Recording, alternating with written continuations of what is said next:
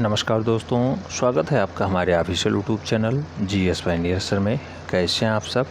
मैं उम्मीद करता हूं स्वस्थ होंगे, मस्त होंगे, अपनी तैयारी में व्यस्त होंगे। बट आज की जो क्लास है ये टेस्ट पेपर 46 है। इससे पहले 45 टेस्ट पेपर हो चुके हैं। मैं उम्मीद करता हूँ आप लोग सभी टेस्ट पेपर ईमानदारी के साथ दिए होंगे, नोट डाउन कर लिए होंगे। 90 टेस्ट पेपर की सीरीज चलाई जा रही है बेटा। ईमानदारी के साथ 20-20 क्वेश्चन नोट डाउन करना है, नोट डाउन कर लीजिएगा, कोई दिक्कत नहीं है। मुश्किल से आधे घंटे या 1 घंटे लग जाएंगे, लेकिन ये कंफर्म है कि आपका 20 क्वेश्चंस कंप्लीट हो जाएगा। उसमें कहीं भी डाउट नहीं रहेगा, कहीं भी बट नहीं रहेगा। ठीक, तो इतना काम कर लेना बेटा, ईमानदारी के साथ कर लेना, क्योंकि आप तैयारी कर रहे हैं, आपको नौकरी चाहिए। ये सदैव दिमाग में रखना है कि जो हमारा मिनट जा रहा है वो ज़िंदगी में वापस कभी नहीं आएगा। ये सोच करके आप तैयारी करेंगे, निश्चित रूप से आप आगे बढ़ेंगे और निश्चित रूप से आप सेलेक्ट होंगे, उसमें कोई डाउट्स नहीं रहेगा। हमारा लक्ष्य है 148 फतेह करना, तो 148 के लिए हम लोग दिन रात एक करेंगे, उसमें कहीं भी इफ बट नहीं होगा।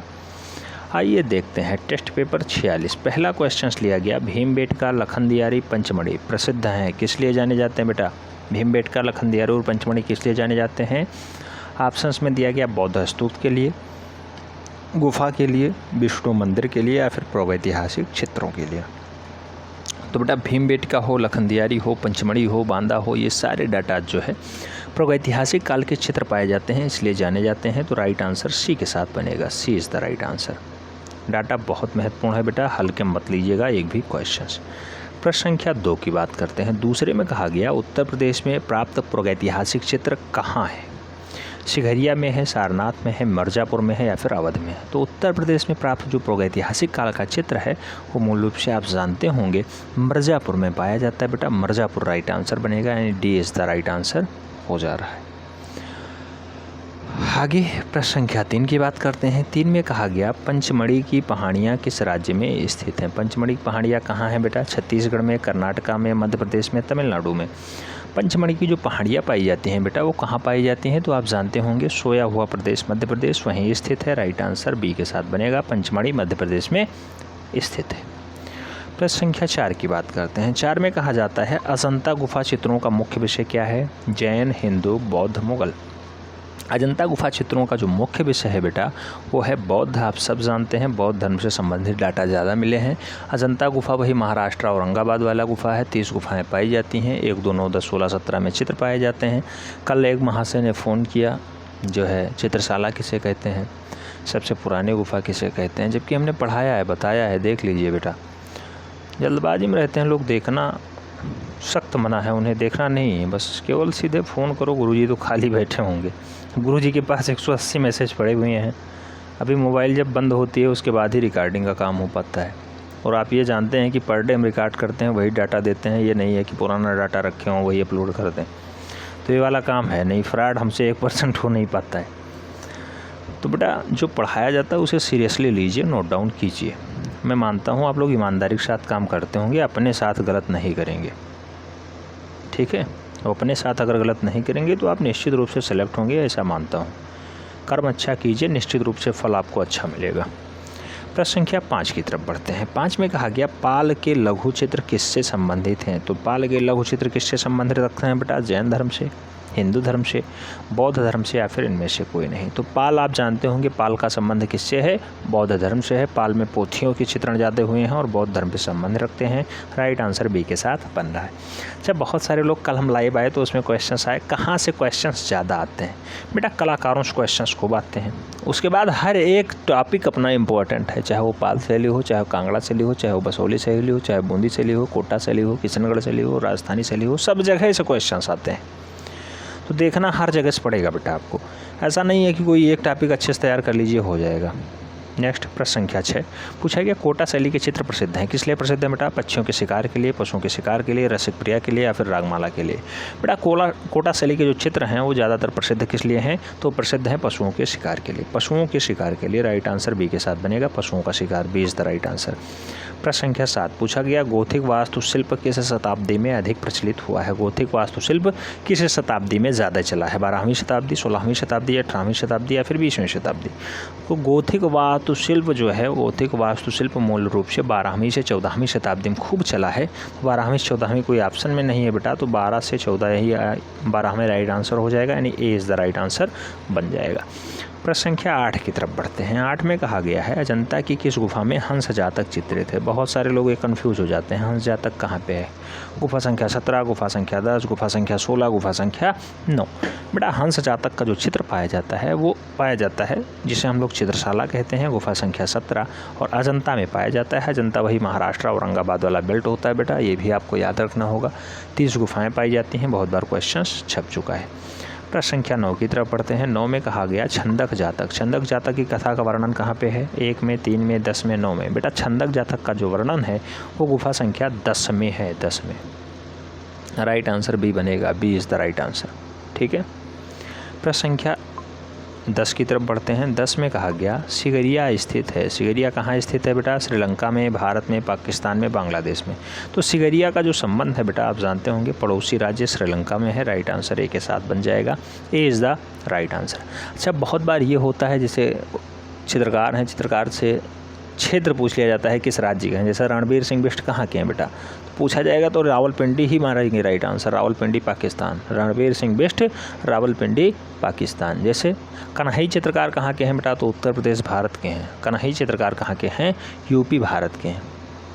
तो ये सब नाम भी आपको याद रखने होंगे, देखना होगा। आप जानते होंगे उस्ताद बिस्मिल्लाह खां कला से संबंधित थे, उत्तर प्रदेश के थे, और मूल रूप से इन्हें जो है पद्मश्री अवार्ड भी मिल चुका था। भारत के रहने वाले हैं, आप जानते हैं उत्तर प्रदेश भारत में ही पाया जाता होगा। नेक्स्ट प्रश्न संख्या 11 की बात करते हैं।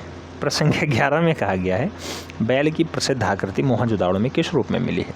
जो बैल मिला है मोहनजोदाड़ो से वो कैसे मिला है, पाषाण शिल्प में, ताम्र मोहर में, भित्ति चित्रण में या फिर टेराकोटा शिल्प में।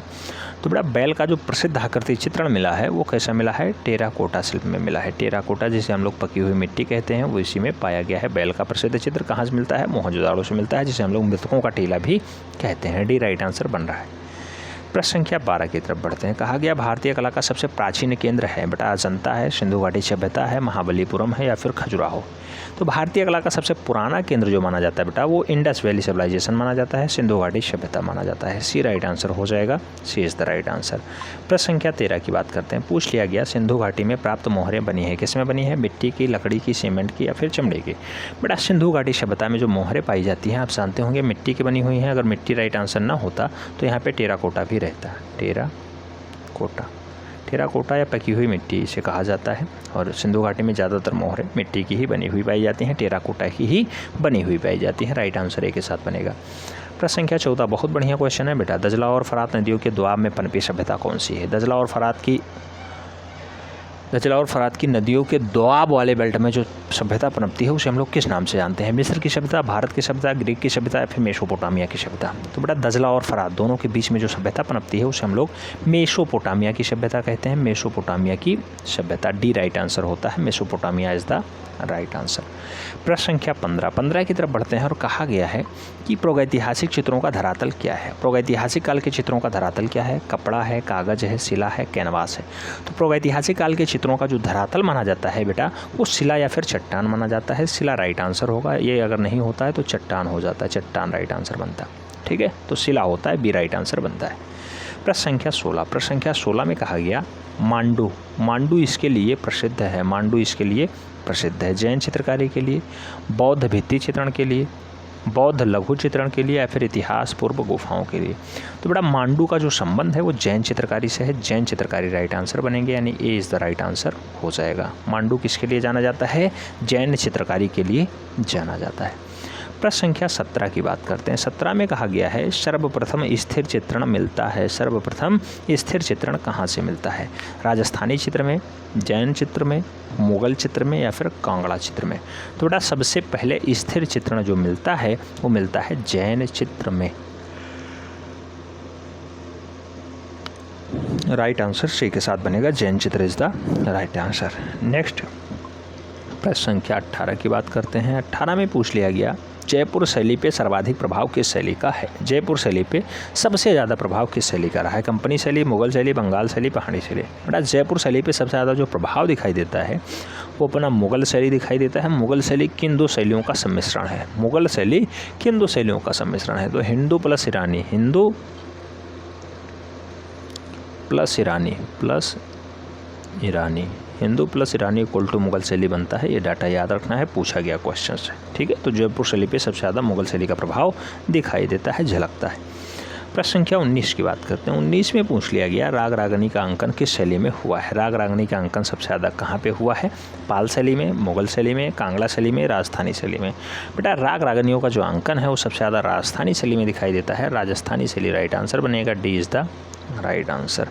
लास्ट क्वेश्चन की तरफ बढ़ते हैं। क्वेश्चन नंबर 20 पूछा गया किशनगढ़ के कवि, कलाकार, कला मर्मज्ञ, शासक का नाम बताइए। तो बेटा किशनगढ़ शैली के हों, कवि हों, कलाकार हों और कला शासक भी हों, अच्छे से शासक करते हों, उनका नाम आपको बताना था। ऑप्शंस में है मान सिंह, संसार सिंह, सामंत सिंह, हरि सिंह। बेटा राइट आंसर संसार सिंह के साथ जाएगा, यानी सामंत सिंह जाएगा। बेटा संसार सिंह नहीं, सामंत सिंह के साथ जाएगा। किशनगढ़ शैली के सबसे बढ़िया कलाकार, कला मर्मज्ञ, शासक और कवि सामंत सिंह रहे हैं। राइट आंसर बी के साथ बनेगा। तो ये जो है टेस्ट पेपर 46 कैसा रहा आपका, कमेंट के माध्यम से छाप दीजिएगा। मैं उम्मीद करता हूँ आप लोग अपना स्वमूल्यांकन किए होंगे और बताएंगे कितना स्कोर आ रहा है। मिलते हैं नेक्स्ट में, तब तक के लिए जय हिंद।